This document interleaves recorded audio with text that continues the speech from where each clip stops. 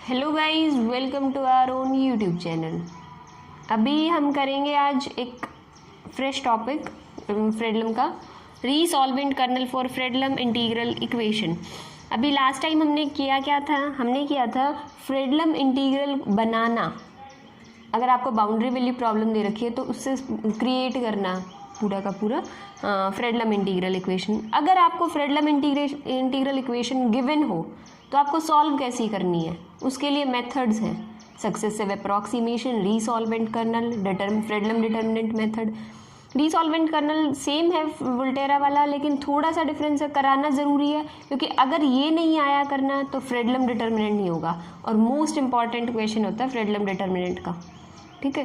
क्योंकि determinant method कैसे use होगा, क्योंकि ये जो सक्सेसिव अप्रॉक्सीमेशन, रीसॉल्वेंट कर्नल, ये इस तरह के क्वेश्चन जो है ना, वो या तो इंसान जो टीचर है पेपर सेट करने वाला, वो या तो वोल्टेरा में करके देता है या फ्रेडलम में करके देता है। बहुत कम चांस है, मतलब ना के बराबर ही मान लो कि आपको वोल्टेरा में भी देखने को मिल जाए और फ्रेडलम में, दोनों में से किसी एक में आता है। तो आपने एक बार मेथड सीख लिया, दोनों को कर लोगे, सिर्फ लिमिट्स का ही तो फ़र्क होता है। लेकिन एक फ्रेडलम डिटर्मिनेंट मेथड ऐसा है जो फ्रेडलम में होता है, वोल्टेरा में नहीं होता डिटर्मिनेंट मेथड।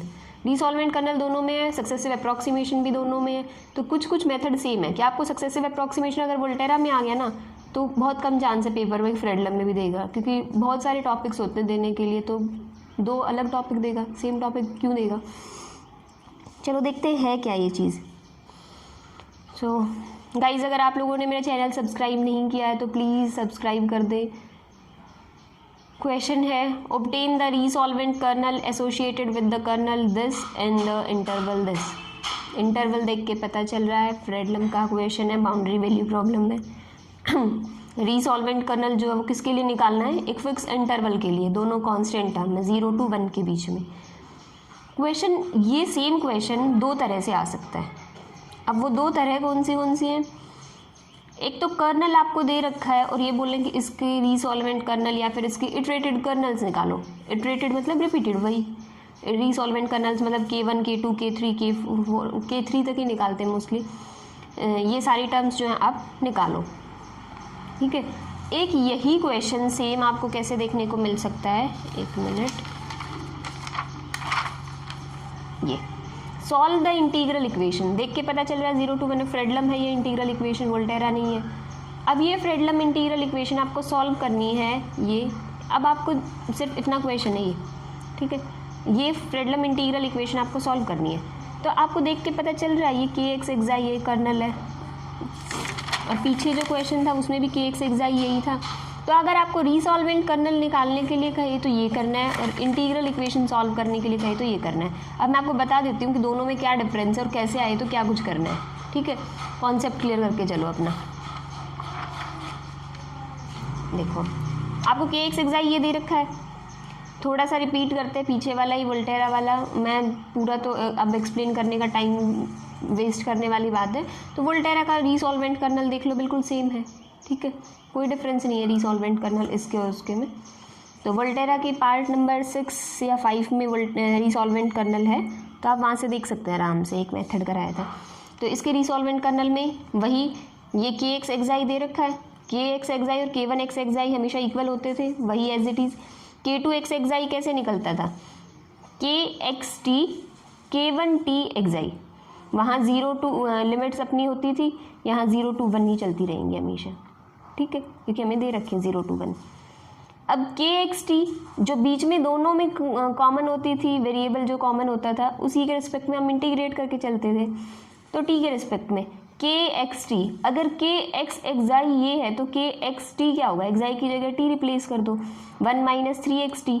ऐसे ही K1tx एक्साई क्या होगा, सॉरी t एक्साई क्या होगा, जब x एक्साई ये है तो t एक्साई क्या होगा, x की जगह t रिप्लेस कर दो, ये वैल्यूज़ आ गई। प्रोडक्ट किया, t के रिस्पेक्ट में इंटीग्रेट किया, ठीक है। अब इंटीग्रेशन सिखाने की तो ज़रूरत नहीं होगी,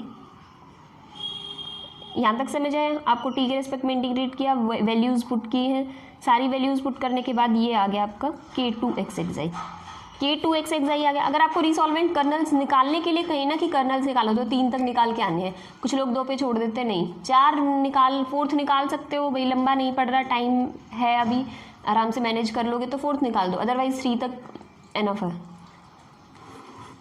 K3xi, 3xi क्या है, वही kxt और K2txi। वैल्यूज पुट करो, kxt की वही 1 माइनस 3xt और K2txi की, जब ये K2xxi ये है तो K2txi x की जगह t रिप्लेस कर दिया बस, ठीक है। और जो दोनों में कॉमन है, कौन सा वेरिएबल कॉमन है, t, तो t के रिस्पेक्ट में दोनों को इंटीग्रेट कर दो, प्रोडक्ट करके और उसको इंटीग्रेट करना है। यहाँ प्रोडक्ट की बजाय मल्टीप्लाई करना थोड़ा टफ लग रहा था, इसलिए दो फंक्शंस की प्रोडक्ट थी, इंटीग्रेशन बाय पार्ट्स कर रखा है सॉल्व, ठीक है। अगर आपको प्रोडक्ट कर सकते हो तो वैसे भी हो जाएगा, प्रोडक्ट करके और सिंपल, ठीक है। ये सारा सॉल्व किया, लिमिट्स पुट की, लिमिट्स पुट करने के बाद ये आपका क्वेश्चन आ गया K3xxi। ज़रूरी नहीं है आप इंटीग्रेशन बाय पार्ट्स करें, उसको पहले मल्टीप्लाई करके सारी टर्म्स को, तो वो आपकी टर्म्स बन जाएंगी, वो 8 टर्म बनेंगी टोटल में भी मल्टीप्लाई करने के बाद, फिर उसको इंटीग्रेट कर देना है, फिर वैल्यू पुट करनी है। तो वैल्यू पुट करने के बाद यहाँ तक आ गया K3xxi। अब रीसॉल्वेंट कर्नल निकालना है। रीसॉल्वेंट कर्नल मतलब इटरेटेड कर्नल्स तो आ गए, रीसॉल्वेंट कर्नल वही होता था Rxxi लैम्डा, उसके लिए क्या होता था K1 plus lambda K2 plus lambda square K3 plus lambda cube K4, ऐसे करते करते होता था। हमने 3 निकाल दिए, वैल्यूज़ पुट कर दी, K1 की जो वैल्यू आई थी इधर से वही पुट की, उसके बाद लैम्डा K2 की जो वैल्यू आई थी वो पुट की, प्लस लैम्डा स्क्वायर K3 की जो वैल्यू आई थी वो पुट की।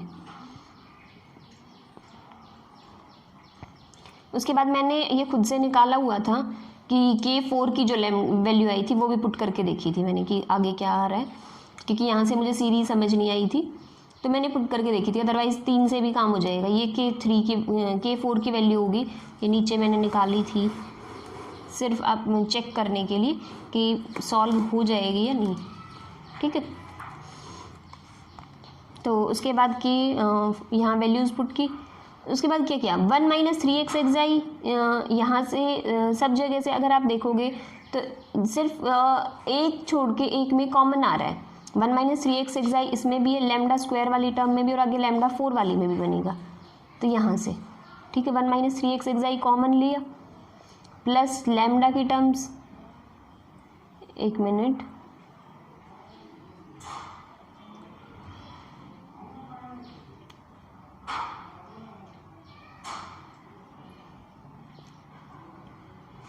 वेट। तो इसमें से हमने कॉमन ले लिया था।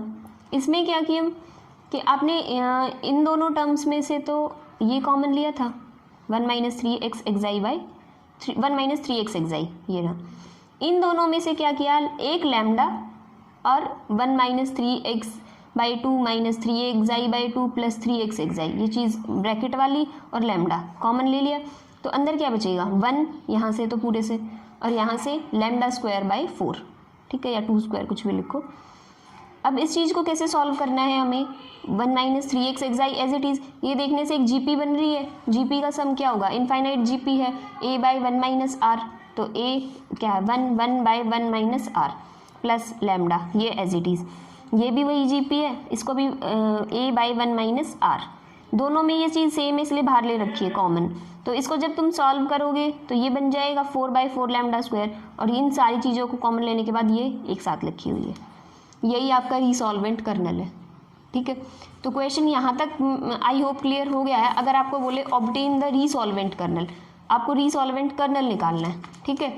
और अगर क्वेश्चन आ जाए सॉल्व द इंटीग्रल इक्वेशन ऐसे करके, तो आपको क्या करना है, सेम पूरा क्वेश्चन करना है पीछे वाला Kxxi करके सारा रीसॉल्वेंट कर्नल निकाला, उसके बाद वही क्वेश्चन सारा का सारा यहाँ पुट करना है, ठीक है।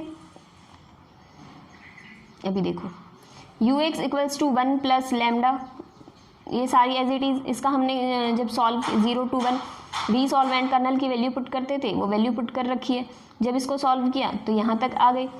अब इसको सॉल्व करने के बाद पूरे की पूरी बिल्कुल वैसे ही सॉल्व करना है जैसे आप हमेशा से करते आए हो, जो रीसॉल्वेंट कर्नल हमने वोल्टेरा में पढ़ा था बिल्कुल वैसे के वैसे ही करना है, आपको कोई अलग काम नहीं करना है इसमें। 1 माइनस 3xxi जो पीछे पहले रीसॉल्वेंट कर्नल एज इट इज़ निकाला, कोई दिक्कत नहीं थी, सारा का सारा सेम था रीसॉल्वेंट कर्नल निकालने के बाद। उसके बाद क्या किया, इसकी वैल्यू पुट की, एक मिनट, इसकी वैल्यू पुट की, इसकी वैल्यू पुट करने के बाद आपने सारा एक मिनट एफ ऑफ, अच्छा हम यहाँ ये भी करते थे ना, आर एक्स एक्साई, जब वैल्यू पुट करते थे आर एक्स एक्साई लैम्डा, और उसके बाद एफ ऑफ जाई करते थे जब डी जाई के रिस्पेक्ट में।